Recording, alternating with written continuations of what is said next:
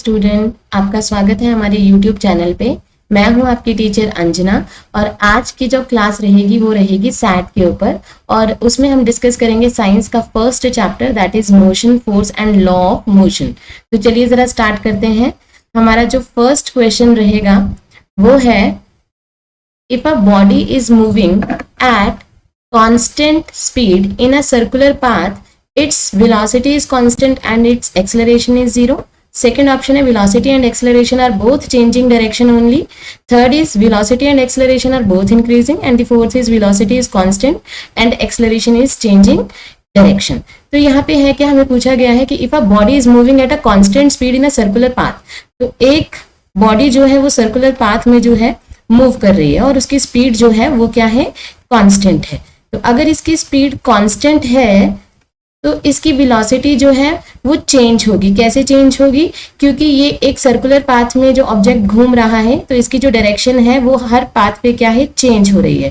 तो अगर direction change हो रही है तो आपकी वेलोसिटी भी चेंज होगी और अगर आपकी वेलोसिटी चेंज होगी तो आपकी एक्सेलरेशन भी जो है वो चेंज होगी, क्योंकि जो एक्सेलरेशन होती है वो होती है is equal to change in velocity with respect to time.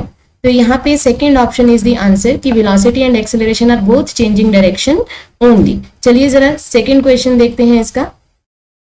Now this second question is, if a car is travelling north on a straight road and its brakes are applied, it will have no acceleration. Second option is acceleration to the south, third is accelerate to the north and the fourth one is the accelerate either east or west. तो देखिए होता क्या है, suppose ये car जो है ये north direction की तरफ जो है मूव कर रही है, ठीक है।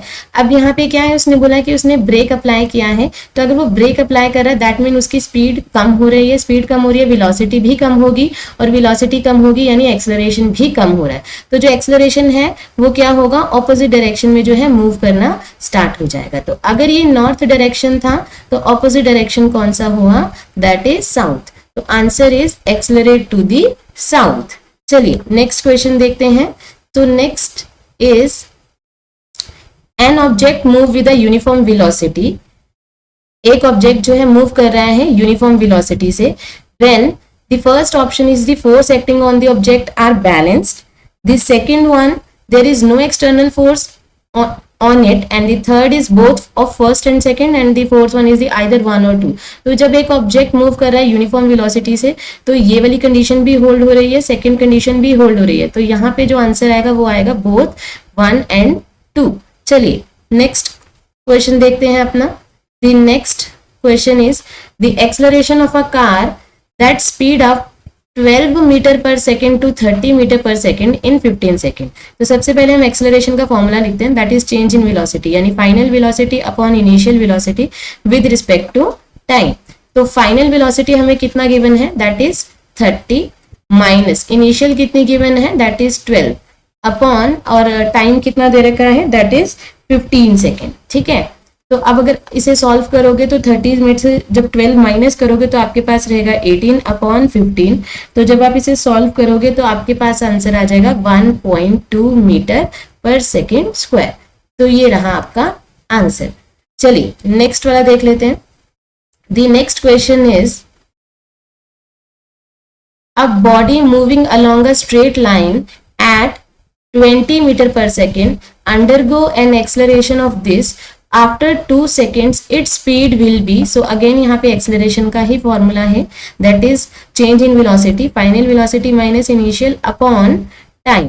तो आपको एक्सेलरेशन गिवन है दैट इज -4, वेलोसिटी फाइनल मुझे पता नहीं है, इनिशियल वेलोसिटी कितनी है 20 और टाइम कितना दे रखा है हमको, आफ्टर 2 seconds के लिए पूछा हुआ है तो टाइम इज 2। तो इसको इधर ले जाइए जरा 2 को, तो यहाँ पे आ जाएगा 4 into 2 which is equal to v minus 20, -4 into 2 is -8 which is equal to v minus 20। now next -8 as such -20 इधर आके हो गया प्लस के 20 which is equal to v। so यहाँ से v की वैल्यू आ गई 12 metre per second. so answer is 12 metre per second. चलिए नेक्स्ट क्वेश्चन देखते हैं। the next 6th question is, force friction force act first option in the direction of force applied, in the direction of motion, third is in the direction opposite to the direction of motion and none of this. जो friction force होती है वो क्या होती है, वो जो force होती है वो in the direction opposite to the direction of motion लगती है। सपोज करिए आपका डायरेक्शन ऑफ मोशन ये है तो फ्रिक्शन फोर्स जो है वो इसके ऑपोजिट लगेगी, ठीक है। ये आपका मोशन डायरेक्शन ऑफ मोशन है, तो जो फ्रिक्शन फोर्स है वो लगेगी ऑपोजिट डायरेक्शन में, ठीक है, opposite friction force. So my answer is third, in the direction opposite to the direction of motion. चलिए जरा नेक्स्ट देख लेते हैं। Seventh question is the speed of falling body increases continuously, this is because, ठीक है, एक freely body जो है वो नीचे गिर रही है तो उसकी जो स्पीड है वो इंक्रीज हो रही है। किसकी वजह से इंक्रीज हो रही है, तो इसके जरा हम ऑप्शंस देख लेते हैं। First is no force act on it, it is very light, the air exert the frictional force and the earth attracts it. I hope आपको पता होगा कि अर्थ जो है एक फ्रीली फॉलिंग बॉडी पे जो है एक फोर्स ऑफ अट्रैक्शन जो है एक्सर्ट करता है, तो इसका आंसर जो रहेगा वो फोर्थ रहेगा। चलिए जरा नेक्स्ट क्वेश्चन जो है वो डिस्कस करते हैं।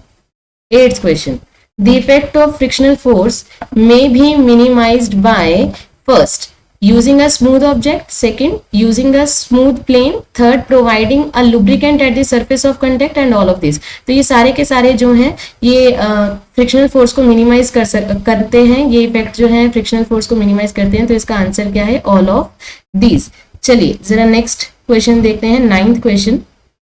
सो if A and B are two objects with masses 6 kg and 34 kg respectively, then first option A has more inertia than B, second B has more inertia than A, third A and B have same inertia and none of these has inertia। तो सबसे पहले inertia क्या होता है वो देख लेते हैं। तो inertia डिपेंड करता है मास पे, तो जितना ज्यादा मास होगा उतना ज्यादा इनर्शिया होगा। तो यहाँ पे सपोज A का मास था 6 kg और B का मास था 34 kg, तो B का मास ज्यादा था तो that's why B has more inertia than A। I hope आपको ये क्वेश्चन समझ आ गया होगा। चलिए जरा नेक्स्ट देखते हैं। सो जो 10th क्वेश्चन है वो है व्हेन अ बस suddenly start the standing passenger lean backward in the bus, it is an example of, तो this is the example of Newton first law of motion। ठीक है, चलिए नेक्स्ट देखते हैं।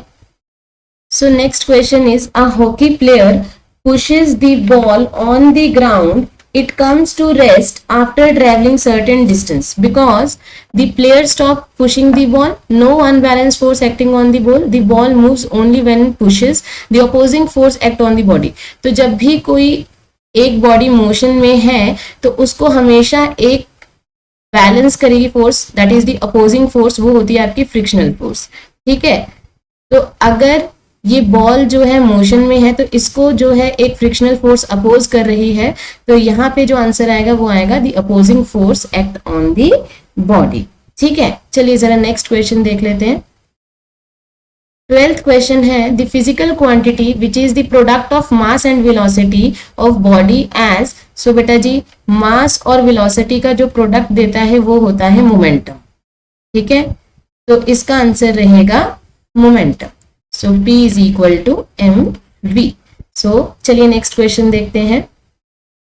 13th question is rate of change of momentum of an object is proportional to balanced force applied, unbalanced force in the direction of force। The next one is the time during which the force is applied and the fourth one is the all of these। तो यहाँ पे rate of change of momentum की बात की है तो ये Newton का सेकंड लॉ है। वहां पे क्या था, जो फोर्स होता है वो डायरेक्टली प्रोपोर्शनल होता है द चेंज ऑफ मोमेंटम। ठीक है, तो इसका आंसर जो रहेगा वो रहेगा applied unbalanced force in the direction of force. चलिए जरा नेक्स्ट क्वेश्चन देखते हैं। Next question is a book of weight 10 newton is placed on the table, the force exert the surface of the table on the book will be। तो एक 10 Newton wait जो है act हो रहा है एक बुक का एक टेबल पे, तो टेबल पे उस पे उतने ही न्यूटन की फोर्स जो है वो अप्लाई कर रही होगी, तो इसका आंसर क्या है 10 न्यूटन। चलिए जरा नेक्स्ट क्वेश्चन देखते हैं। सो 15th question is when a body is stationary there is no force acting on it, the force acting on it not in contact with it, the combination of force acting on it balance each other and the body is in vacuum। तो इसका answer रहेगा, अब जब body stationery है तो उसका answer रहेगा कि उस पे जो नेट बैलेंस्ड फोर्स है वो क्या हो रहे हैं, 0 हो रहे हैं। तो यहाँ पे आप लिख सकते हो ये ऑप्शन इसमें बिल्कुल सही बैठ रहा है, the combination of force acting on its balance each other. ठीक है, चलिए जरा नेक्स्ट क्वेश्चन देखते हैं। Next question is which of the following mathematical formula are not correct. तो यहाँ पे आपको कुछ फॉर्मूलाज गिवन किए हुए हैं। सो ये न्यूटन का सेकंड लॉ है, force is equal to km में। ठीक है, सेकंड वाला जो है वो मोमेंटम का फॉर्मूला है, और ये वाला जो फोर्स का फॉर्मूला है वो है मास इनटू एक्सेलरेशन, और एक्सेलरेशन को आप लिख सकते हो v minus u upon t. तो ये t जो है इस साइड चला जाएगा, so Ft is equal to mass v minus u. तो ये भी फॉर्मूला ठीक है, ये भी फॉर्मूला ठीक है, ये भी ठीक है। तो जो नॉट करेक्ट है वो कौन सा है, फोर्थ वन। तो आंसर इज फोर्थ। ठीक है, चलिए next question is a fish is swimming upward at an angle of 30 degree with a horizontal. सबसे पहले बना ही लेते हैं फिगर। सो ये रहा आपका हॉरिजॉन्टल डायरेक्शन, और जो फिश है वो कुछ एक एंगल से जो है मूव कर रही है, और वो एंगल है 30 डिग्री का। ठीक है, सो द डायरेक्शन ऑफ, ये रही आपकी फिश। ठीक है, the direction of force of gravity acting on it. So जो ग्रेविटी होती है वो हमेशा टुवर्ड्स द अर्थ लगती है, यानी कि डाउनवर्ड। तो इसका जो आंसर रहेगा वो रहेगा डाउनवर्ड डायरेक्शन। चलिए नेक्स्ट देखते हैं। Now two block of masses 4 kg and 6 kg are placed in contact with each other on a frictionless horizontal surface. A push of 5 Newton is applied on a heavier mass. The force on the lighter mass will be। तो आपको numericals भी आएंगे NTSC के exam में, तो अगर आपको formulas अच्छे से आते हैं तो आप इन न्यूमेरिकल्स को बहुत इजीली जो है सॉल्व कर जाओगे। ठीक है, तो अब यहाँ पे दो मासेस गिवन है। लेट m1 जो है वो है आपका 4 kg एंड m2 जो है वो है आपका 6 kg। ठीक है, अब हम यहाँ पे एक फोर्स का जो है फॉर्मूला अप्लाई कर देते हैं। तो force is equal to mass into acceleration. तो आपको दो मासेस गिवन है, तो मैं यहाँ पे फॉर्मूला लगा रही हूँ m1 plus m2 upon into a। ठीक है, तो यहाँ पे F आपको कितना गिवन है, दैट इज 5 न्यूटन, और मासेस आपको कितने गिवन है, एक है 4 और एक है 6। उन दोनों को हम ऐड कर देंगे into a. So this implies 5 as such, 4 and 6 is 10 into a। तो हम एक्सेलरेशन की वैल्यू निकालेंगे। एक्सेलरेशन आएगा 5 अपॉन 10, यानी कि एक्सेलरेशन आ रही है 0.5 मीटर पर सेकेंड स्क्वायर। ठीक है, अब हमें क्या निकालना है, the force on the lighter mass. तो force on the lighter mass वो निकालते हैं हम। तो फोर्स का formula mass into acceleration. Mass कितना है लाइटर वाले का, दैट इज 4, और एक्सेलरेशन कितनी है, दैट इज 0.5। पॉइंट हटा के हमने 10 नीचे लगा दिया, 5 के टेबल से इसे कट कर दिया, 5 2 ज़ा 10, सो 2 के टेबल से इसको कट कर दिया। सो हमारे पास जो आंसर आएगा वो आएगा 2 Newton. So 2 Newton is my answer. ठीक है जी, चलिए नेक्स्ट क्वेश्चन देखते हैं। सो 19th क्वेश्चन है, rocket work on the principle of conservation of momentum. Rocket जो है वो वर्क करता है principle of conservation of momentum पे। ठीक है जी, चलिए नेक्स्ट क्वेश्चन देखते हैं। 20th question, average velocity of an object is obtained by first dividing the total distance traveled by the total time taken, half of the sum of the initial velocity and the final velocity, third is both first and second, and the fourth one is the none of the above। तो अब average velocity, अगर आपको formula याद है तो average velocity का formula होता है टोटल डिस्टेंस अपॉन टाइम। तो यहाँ जो आंसर है वो रहेगा first, dividing the total distance travelled by the total time taken. चलिए नेक्स्ट क्वेश्चन देखते हैं। So negative value of acceleration signify. अब एक्सेलरेशन अगर हो जाए नेगेटिव तो उसको बोला जाता है कि वेलोसिटी डिक्रीज हो रही है। वेलोसिटी डिक्रीज होगी तभी आपकी एक्सेलरेशन जो है वो नेगेटिव होगी। तो इसका आंसर क्या रहेगा, वेलोसिटी डिक्रीजेस। कई बार क्वेश्चन ये भी बोल देते हैं कि नेगेटिव एक्सेलरेशन को और क्या कहा जाता है, तो उसका नाम होता है रिटार्डेशन।